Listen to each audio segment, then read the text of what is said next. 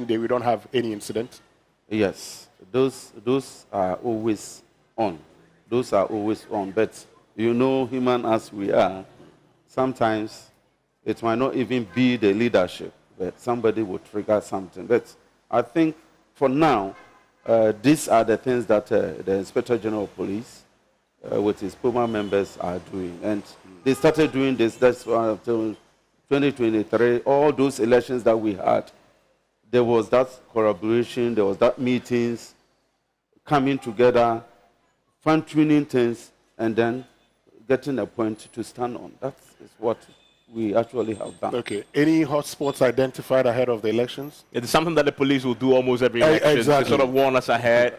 They will do a list for us of the places, and so everybody else sort of keeps focus on that. Hotspots. The whole country is a hotspot.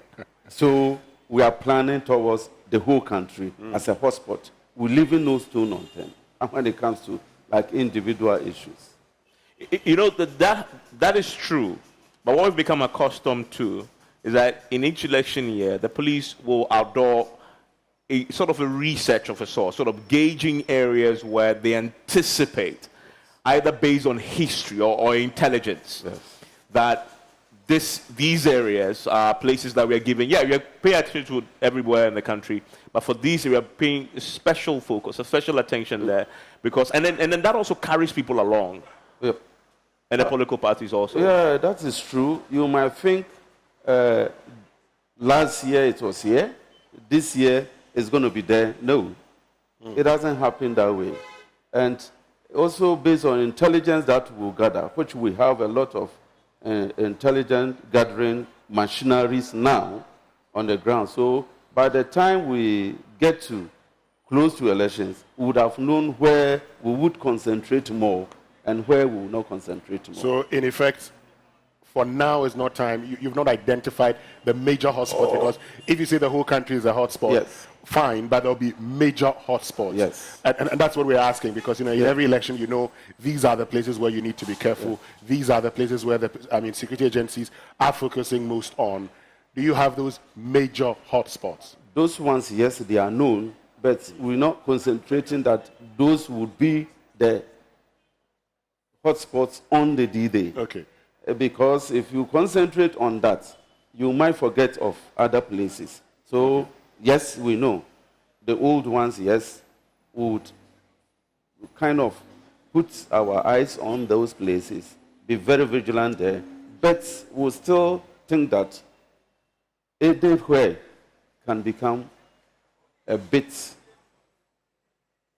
Okay, anywhere could become a major hotspot. That's it. Currently, do you have a number that you're dealing with while you look forward to the new ones? I can't say 20, 30 hotspots. No. That's what I'm saying. By the time, you see, campaign and all those things would determine where it's going to be a hotspot.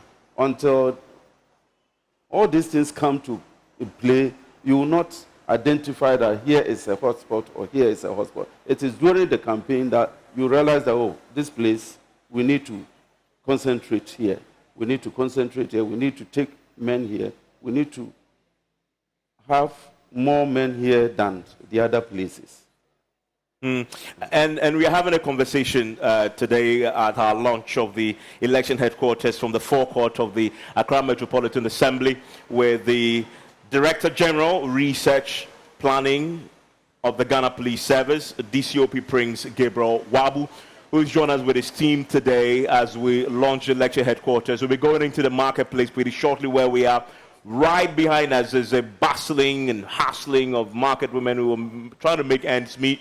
And this really represents the ordinary folks who will be casting their ballots this year. I want to hear from them pretty soon here on your election headquarters. We'll be crossing over to Kumasi at 9, but also go to Kantamanto and Mokola to get more views for you as part of our launch today. The various political parties will also be joining us today for a conversation, so you want to stay with us. And as you may also know by now, this is a national event, and that is why we are having a conversation with the police, and they've already told us that for them the entire country is a hotspot, and that is how they are treating this year's elections. It's absolutely important that security becomes a priority. Soon we'll be hearing from the Electoral Commission that will also join us with your own thoughts on this. Now, DCOP, I know you put in place a lot of works and structures to ensure that this year's election is free and fair, but there are people who exist to make your life difficult. What do you say to them? Those who currently are plotting to snatch ballot boxes, to create chaos, to take advantage of that for either political ends, for their own selfish ends. What do you say to those? I'm afraid they shouldn't dare, because that's what I'm saying. We have all implements that would be able to pick you up, and we wouldn't even need to chase you. We didn't need to chase you, but we'll pick you from your house after you have done such a thing. So why go there, do it, when the law will catch up with you? In other words, this year also will be intelligence-led. Yes. Yes. In fishing out those who are plotting and those who want to disrupt a policeman might be standing there with a camera you might not even know. A camera that is hidden. So all the police that you'll be seeing, some will be having body cameras. They are there.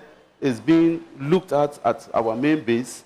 So whatever is going on during the elections would be monitored and would be captured live. Was it? Yeah. Exactly. This morning, look, DCOP, you've talked about it being intelligence-led, but should it happen? And I mean, I'm sure everyone is asking, what do you tell that person? How are you going to deal with it? Why shouldn't he dare? You say, don't dare, we'll pick you. But why shouldn't he do it? Why should you want to destroy what is being put in place? That millions of people say, this is what we want, and then you say, I will not allow you to. Definitely the law will catch up with you. I'm not the law, but the court will deal with you, because I'll put you before the courts. And your men on the ground too will deal with him? For that one, you should know. Immediately you will be arrested. So this year we are assured that the elections will be peaceful. Everywhere there will be a standby team that goes around from polling station to polling station. So there is not like it's only one policeman minding a place that you can go and do anything and go away. No. They are always standby team, full force, ready to, normalize the situation should it happen. But I know and I pray that Ghanaians as we are will be law-abiding, and we should be law-abiding, that these sort of things should not happen. It has happened, yes, before, and they have had their great share.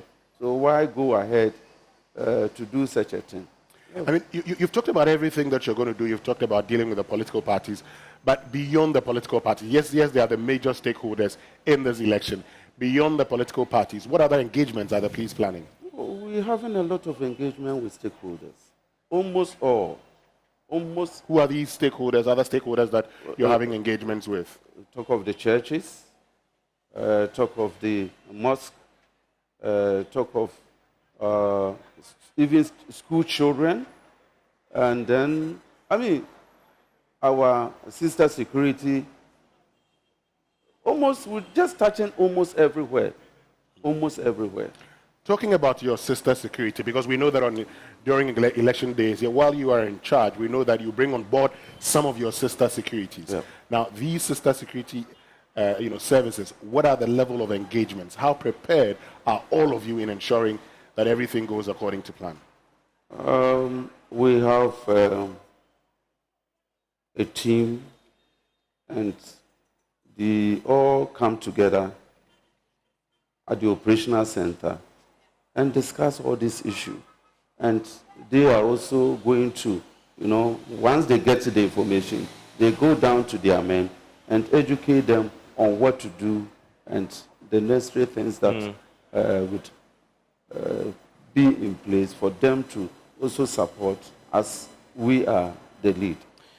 And thank you very much that you make time to join us this morning, and you're going to stay around a bit. But we are grateful that you came. You've been listening to DCOP Prince Gabriel Waabu. He's the Director General, Research and Planning at the Ghana Police Service. And Winston, as we've been saying all along, this is a people's event. The election headquarters is about people. Our theme this year is for an informed electorate. And one of the groups in this country that represents, a core base of the electorate are traders. And when you go into Mokola, they sort of give you a sense of where the polls will swing. Because when people go and buy stuff, you talk about inflation, whether people are feeling in their pocket. They feel it first before they pass it on to you, right? And they sort of give you a sense of where we are when you approach them. And the kind of conversation that they have with you will tell you what really is happening in the economy. Have you listened to a Mokola woman analyze the economy before? Oh, they do it better than we do.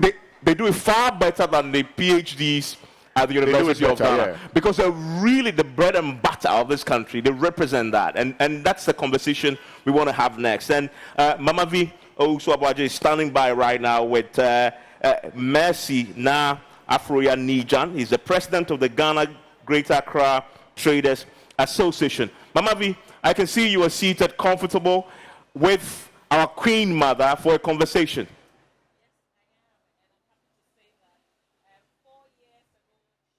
We'll get Mama V's microphone sorted very quickly for that conversation to happen. But we'll also be crossing over to the marketplace and hear the market women themselves. But their Queen Mother will give us a sense of what they are thinking pretty shortly.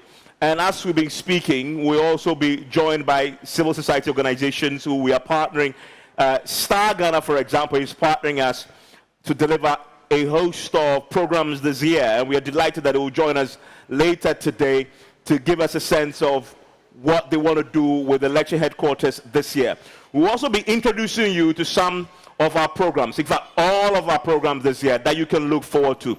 Some of them, wasting, are beginning right after we launch. Exactly. And we're looking forward to that. I really don't want yet to let the cat out of the bag. Because we have some nice montages that we want people to watch. Because we've really packaged something for you to appreciate what we plan to roll out. We have some innovative shows that we've couched, all to deliver on one goal, so we can have an informed electorate on December 7. When you enter into that booth, you are equipped to make an informed decision, and we'll be outdooring these programs really shortly.